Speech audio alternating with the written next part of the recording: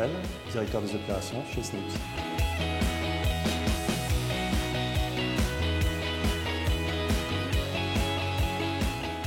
Comment percevoir ce monde en 15 ans?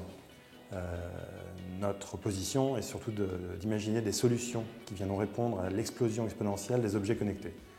Les estimations sont autour de 100 milliards d'objets connectés horizon 2030 et ça peut laisser envisager une espèce d'envahissement absolu des objets connectés et donc l'intelligence artificielle serait une solution pour pouvoir interagir avec cette multitude d'objets.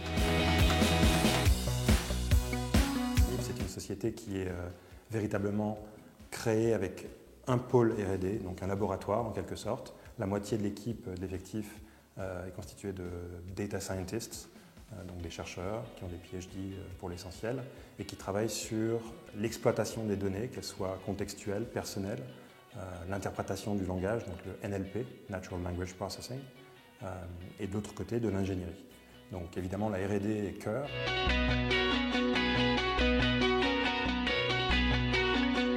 Sur ce sujet, nous travaillons évidemment dans des écosystèmes existants. Il existe aujourd'hui des technologies, notamment de deep linking, qui permettent à des applications d'interagir entre elles. Les systèmes en place, donc les plateformes mobiles, sont très monodirectionnels, c'est-à-dire qu'il y a l'OS et les applications. Nous essayons véritablement de créer une communication entre applications, entre couches. En tout cas, cette notion d'interfaçage entre services est le sujet propre de notre intégration dans l'expérience utilisateur.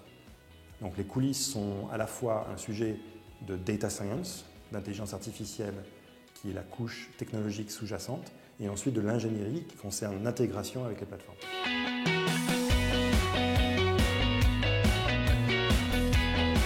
L'application Snips est sortie cet été en version bêta. Il s'agit d'une première expression d'un usage sous forme d'une application, sachant que notre technologie est une couche qui vient au-dessus des OS, de iOS, de Android, et d'autres objets connectés. Donc l'application en elle-même n'est qu'une expression de notre technologie. Nous essayons de faire jaillir des nouveaux usages, des nouveaux réflexes qui permettraient d'enlever finalement quelques frictions du quotidien, notamment dans tout ce qui concerne la géolocalisation.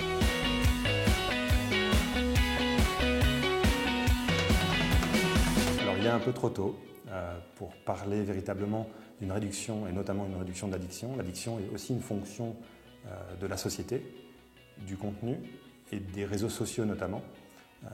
Donc l'idée est surtout de commencer à sentir des usages qui sont un peu différents, qui permettent au moins de regagner du temps, dans l'idée justement de rendre ce temps plus utile dans la créativité et le rendre à l'utilisateur.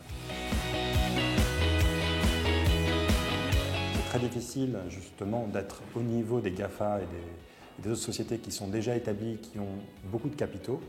Donc notre position et notre pertinence est justement de proposer à une équipe entière de travailler, de se focaliser sur ce sujet en particulier. Et nous avons réussi à convaincre une trentaine de Snipsters à nous rejoindre, à travailler sur ce sujet.